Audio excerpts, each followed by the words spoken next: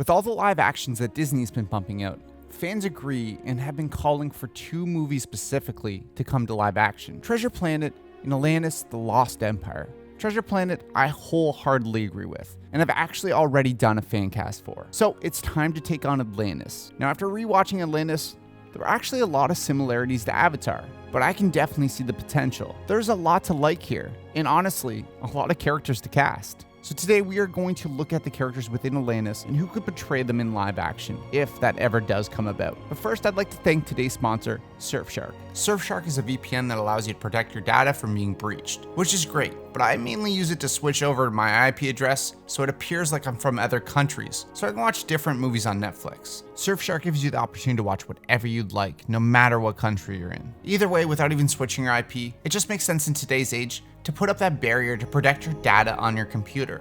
And Surfshark allows you unlimited devices. So use promo code BrianSeeker to get 83% off and an extra 3 months free. They give you a 30-day money-back guarantee, so there's no risk in trying right now. So go to the link in the description below for more details. As for the castings we're going to tackle today, we are looking at every single member of the crew, as well as the Atlanteans, as well as Preston, the financer of the adventure. So let's recast Atlantis: The Lost Empire.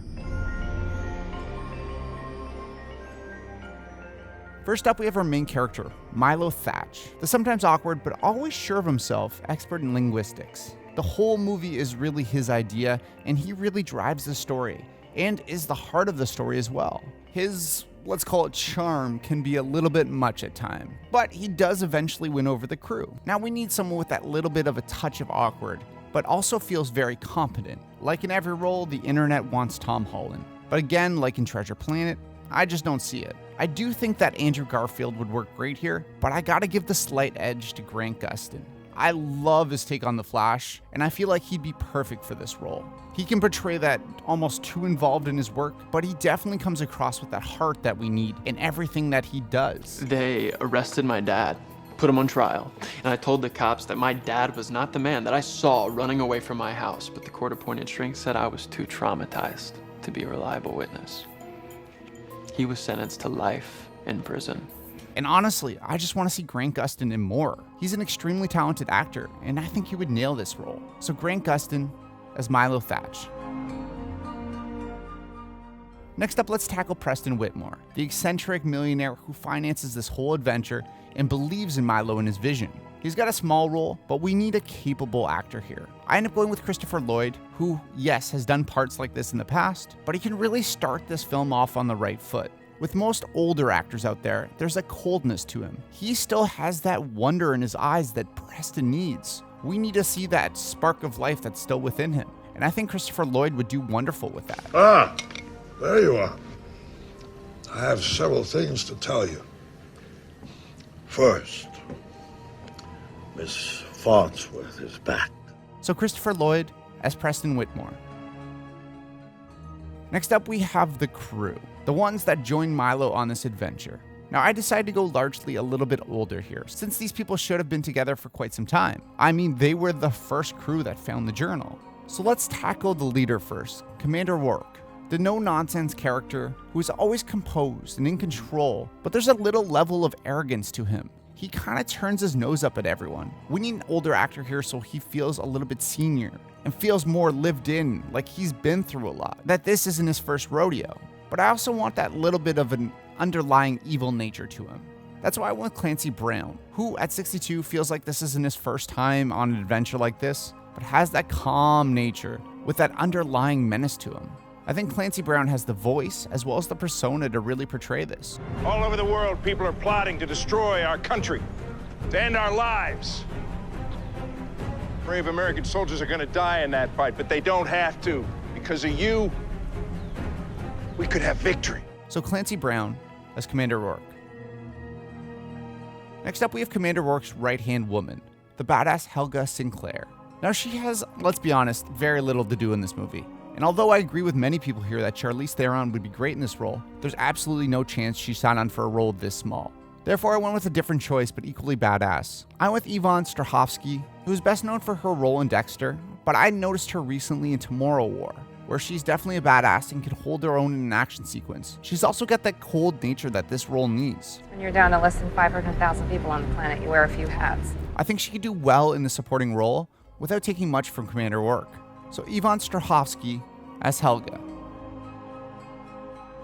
Next up, let's tackle one of my favorite characters within the film, Vinny, the Italian explosives expert.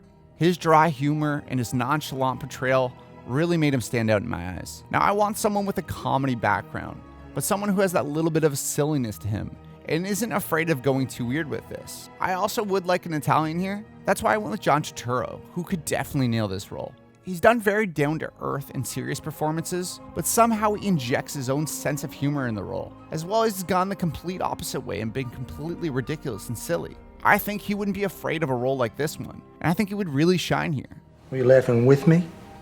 Because I'm not laughing. Am I out of line, Dr. Idell, or is this guy pushing me? I went from happy to angry. Skip said, now I feel like kicking his ass. So John Turturro as Vinny. Now, if we're talking about Vinny, we should talk about Mole. By far the weirdest and the most unusual one of the crew. It will be my pleasure. Now, if it's going to be live action, you're kind of forced to make this character more human. But I don't want to lose all that weirdness. I do think you go with someone like Danny DeVito who could work well, but he's in his mid-70s now. So, therefore, I'm going to look a little bit younger. I end up going with Omid Jalili, who I've loved as far back as The Mummy. His neck did not break. Now we must watch him strangled to death. He's had a great career and isn't afraid to go too weird. I just love the sketch where he plays Napoleon. The armies of France stand at the ready. We will march with you to the gates of hell. Tell us, Your Highness, what do you plan to do next?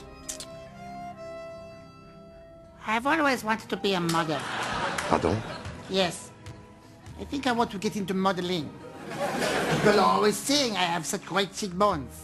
He's got the look, and I think that little bit of a weird nature to him. He'd end up meeting a little bit in the middle and would be a little bit more grounded, pun intended, but it still would work in my eyes. So Omid Jalili as Mole.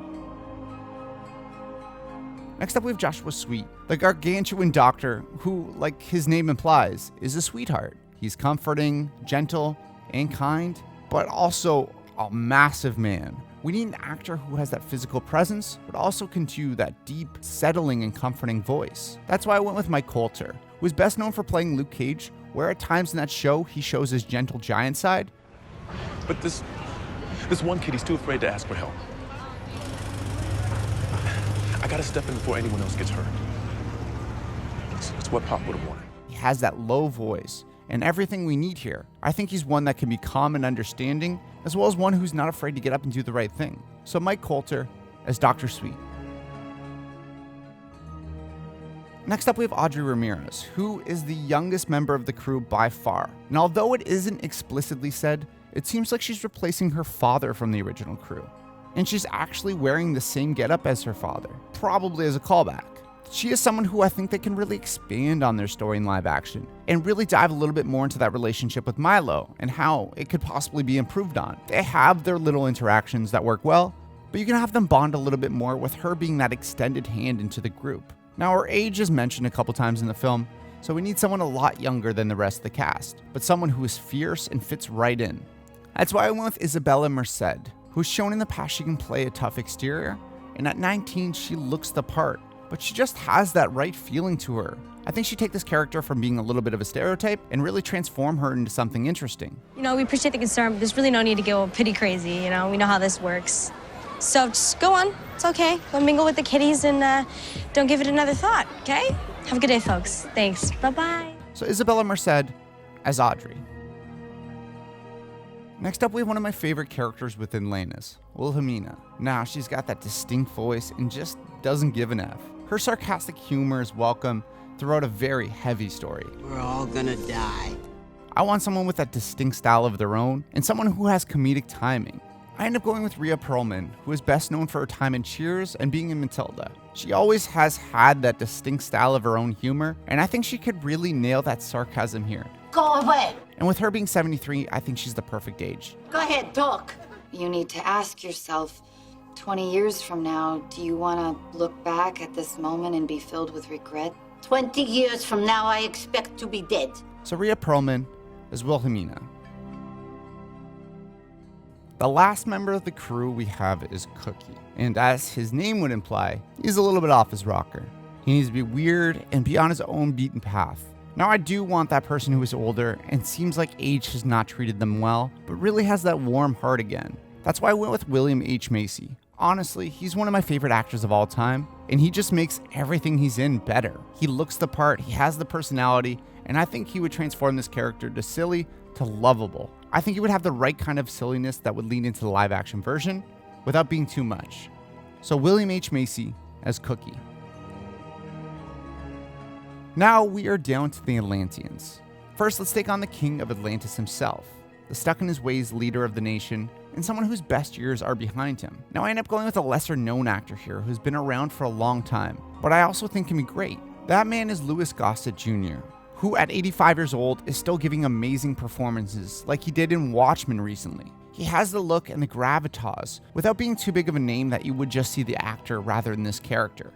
And Vickers had that strange street face. What's your name? And I watched. They do it again, and again, and again. So Louis Gossett Jr. as King Kashekim. Lastly, we have Kida, the forward-thinking native who sees the potential of outsiders coming into Atlantis. She stands out as a warrior of the nation, but also can have that gentle and understanding side to her.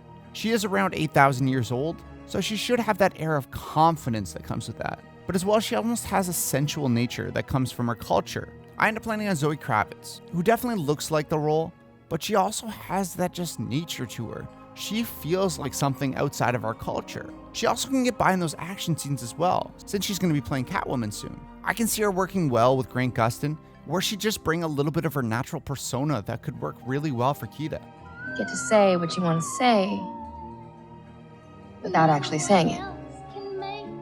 You get to use someone else's poetry to express how you feel. So Zoe Kravitz as Kida. So there is my cast of Atlantis in live action. Sorry for the delay on this video, but we are going to be making our way to the Spider-Man universe coming up soon, so stay tuned for that. So let me know your thoughts as well as who you'd like to see play these characters. I always find it interesting and I read every comment. As always though, thank you so much for watching. Please subscribe and I'll see you in the next video.